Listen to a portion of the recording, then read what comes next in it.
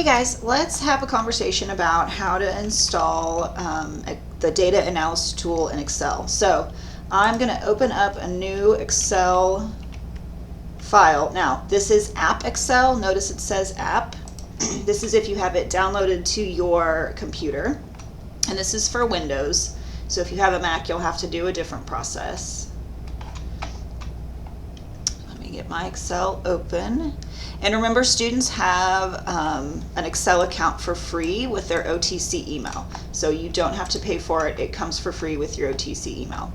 Once you get Excel started, click on a blank workbook. It will give you a blank workbook. And then here's the steps we need to do to install our data analysis tools. If we go to File, and then we go all the way down here to Options, and then it will give us a nice dialog box. We want to go down here to where it says Add-ins. Click Add-ins, and then here's where it gets a little weird. Oh, it froze. We want to click here where it says Go, and then we want to check this first box, Analysis Tool Pack. Make sure this box is checked and click OK.